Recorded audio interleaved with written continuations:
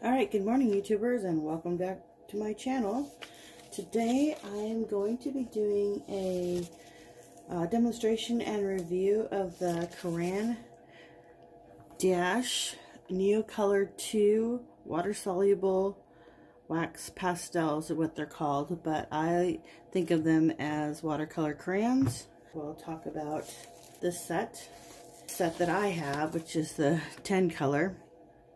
Is that I had saw a picture on the internet of some body art, and they had used these Neocolor water-soluble wax pastels, and they were really beautiful. And so I don't recommend them for that, by the way. But these, that's not what they're for, so don't use them for that. I don't recommend that, but that's how I got into them. So the price on these currently is $15.50 for this 10 color one, which works out to $1.55 each. You get the 15 color one for $24.90, which is a little more expensive. I don't know why. $1.66 each.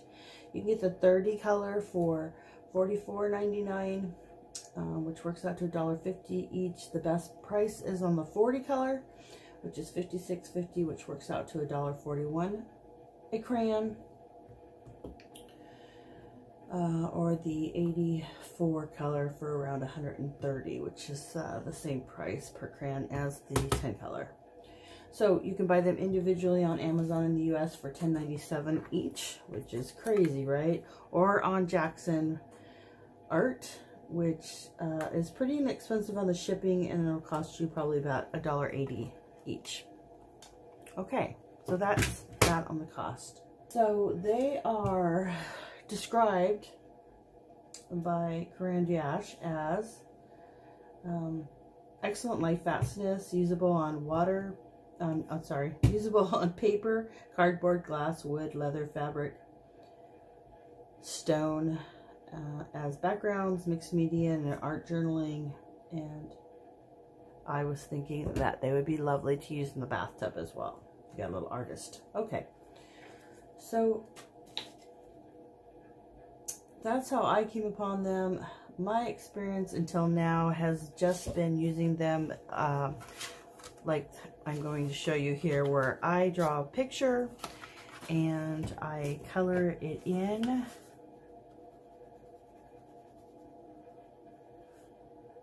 with the colors I think will be good for my picture,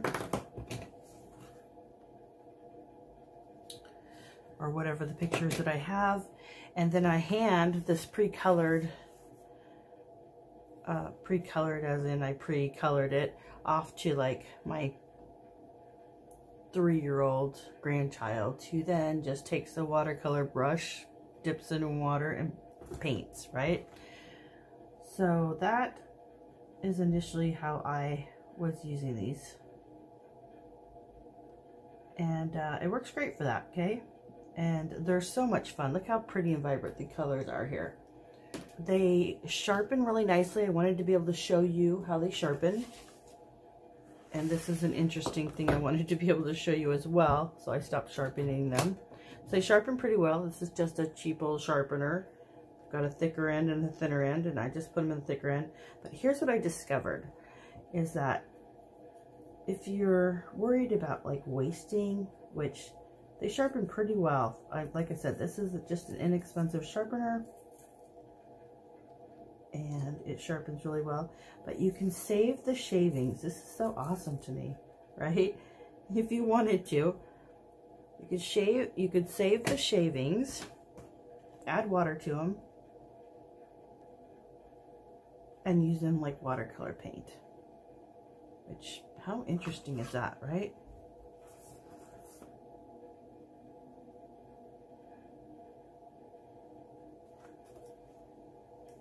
They mix well.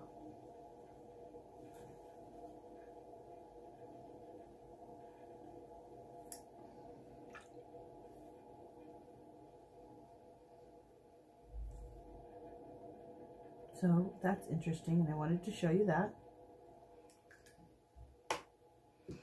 And you can see, well, I just sharpened this one this morning, and you can see that they get a pretty good tip on them, and really they're not breaking off or anything like that. So they're really nice, actually. I like them a lot. That's how they sharpen. You can use the shavings in a palette to wet them. You can also use them for making like stamens. So you put the water on here, and use them for, I mean, the shavings. So then you can wet your little area, and then, you know, just do some little shavings to be your little stamens on your flowers. So they work pretty good like that too, especially in a larger painting.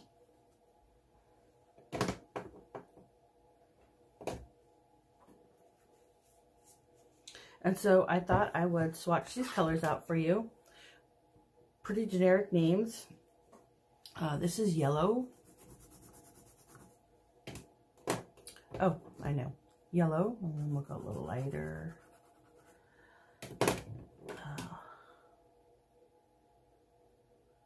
Orange.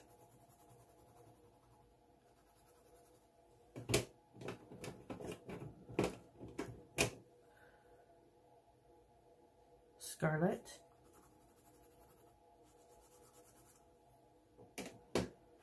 And this is how I like to use them, where this is actually purple, which I would have named fuchsia, but they've named it purple. And this is violet.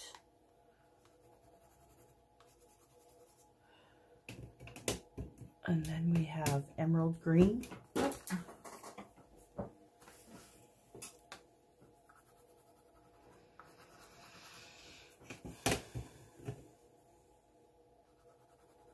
This is cobalt blue.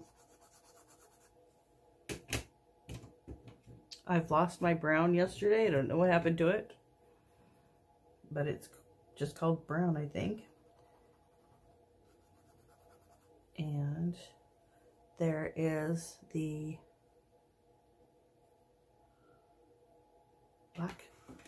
And then it comes with the white pencil as well. Mixing your colors. I guess we'll mix it with the purple and make a little light lavender one and see how that goes. Okay. So, yes, I like to color them out and then wet them. Oops, sorry. Get this out of the way. Well, we'll just leave it off here for a minute. Okay, I'm going to use a little stiffer brush here. So they melt pretty good. They do leave behind a little bit of texture. And they work excellent as crayons, obviously. I also will be doing a review on the Derwent Inktense. And they leave a little bit more texture. But both of those are nice and vibrant. So you can see how vibrant that is. And I don't know if you're able to pick up the texture that's left behind, but it's not as much as like the Inktense, but does leave a little bit of texture. And depending on how you lay it down as well, if you lay it down like this, you're going to have more texture than if you color it in on the side, and you'll figure that out as you use it. So initially everybody uses it like this, but if you lay it down like this, then you have a little more control over that texture. So I hope that you can see how vibrant these colors are.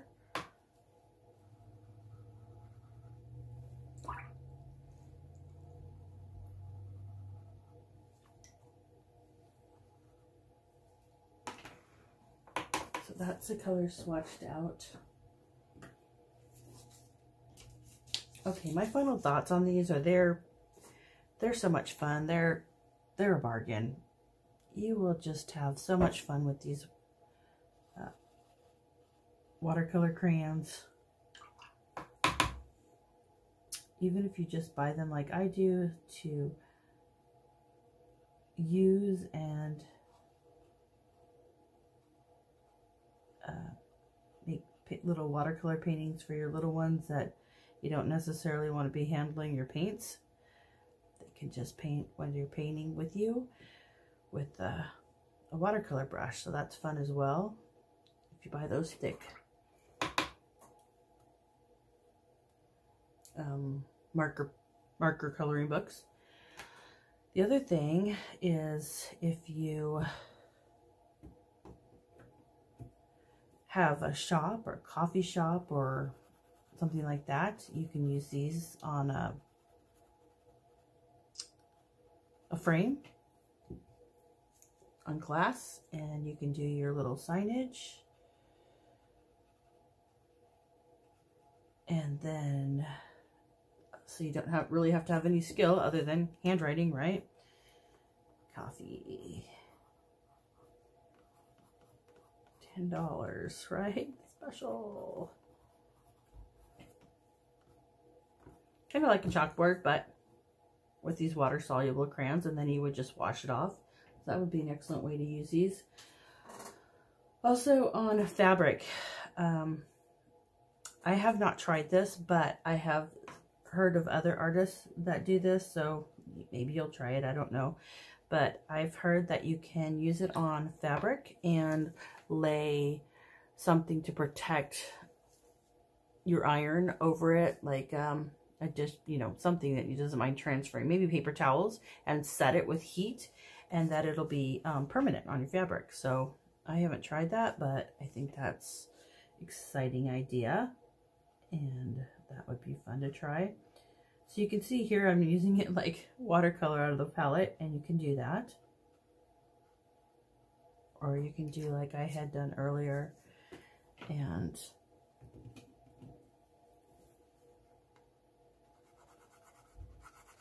first color your entire painting in, and then come back and wet it down. And I love to mix my colors.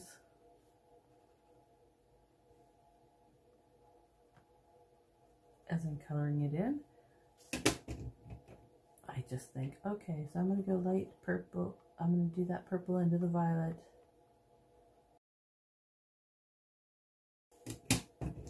I don't know why I like my arrow to be yellow.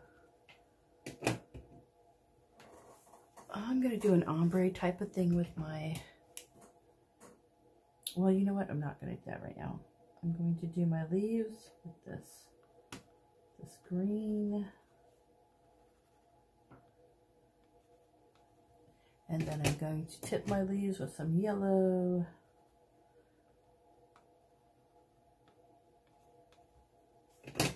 And deepen shade them with some blue. There, I want this to be a little unique on this lily. And I don't think this was originally a leaf. It was a lily, but it's a leaf now. So I'm going to make it, I'll put the pink. And then we'll do this with a little green. So it's buds, lily buds. You know, I'm going to make that one too. Put some yellow, hit the tips of these. And I'm going to put some purple at the base. Or violet is this color. Violet there. Oh, I missed a green. Well, I'm going to do like this. So green, green. Okay, so here you can see I've sped it up 8 times as fast, just so I don't bore the crap out of you. So I'm just coloring it in. And then I started using the water brush to paint it, and so that's usually how I use it. Although using it in the palette is a new thing for me, I really like to use it that way as well. It's a very vibrant watercolor. I would maybe even go so far as to recommend it for somebody who wants to get into watercolor and not spend a lot of money, especially since the colors are light, fast, and they're just wonderful to work with.